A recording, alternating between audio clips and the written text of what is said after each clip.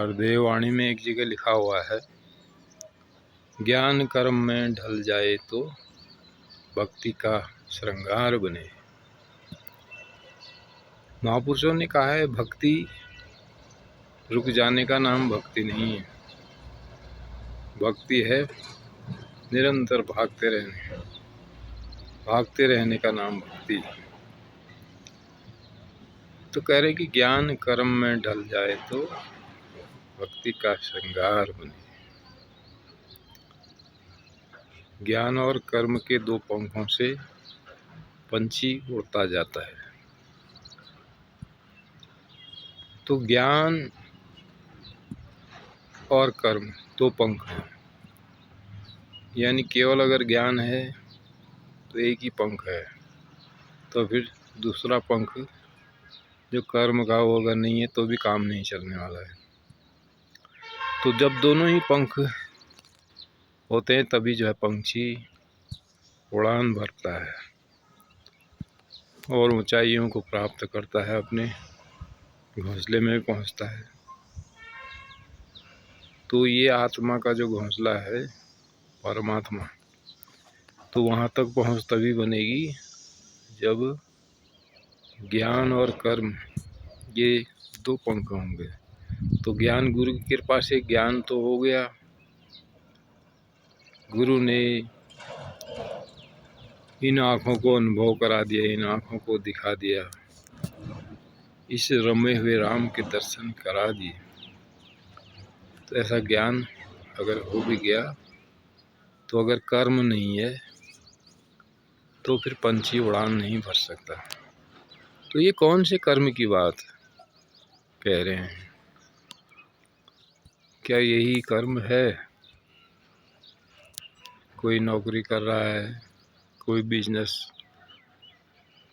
कोई खेती बाड़ी कर रहा है या कोई और काम कर रहा है, तो इन्हीं को कर्म कहा है। यदि इन्हीं को कर्म कहा है तो फिर गौतम बुद्ध ने तो कोई कर्म किया ही नहीं, उन्होंने तो भिक्षा मांग के ही जीवन चलाया। शंकराचार्य को देखो, उनकी जीवनी अगर आप देखो तो वहाँ उन्होंने भी भिक्षा मांग के ही काम चलाया। इसी तरह और भी कई महापुरुष हुए हैं जिन्होंने पूरा जीवन जो ऐसा संसार के हिसाब से कोई कर्म नहीं किया, लेकिन फिर भी इस परमात्मा को पाया। तो यहाँ ये कौन से कर्म की बात कर रहे हैं? तो ये बाहरी जो कर्म है ये नहीं है। कर्म का मतलब चिंतन, कर्म का मतलब जो आराधना। तो वहाँ रामचरितमानस में भी कह रहे हैं, कर्म एक आराधना जेहि विधि रिझे राम। तो चिंतन की ऐसी विशेष विधि जिससे रमा हुआ राम रिझ जाता है, तो उसको कर्म कहा है। तो ये बाहरी जो कर्म है इनसे कोई मतलब नहीं। यही बात भगवत गीता में भी कही, कर्मण्येवाधिकारस्ते मा फलेषु कदाचन। तू कर्म किए जा, फल की चिंता मत कर। तो वहाँ भी यही कर्म की बात की है। कर्म का मतलब इसका चिंतन, बाहरी कर्म की बात नहीं। तो पहले लोग यही समझते थे, इसी तरह से चिंतन होता था।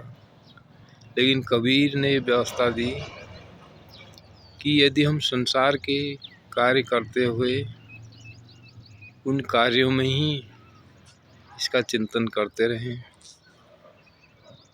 हर जगह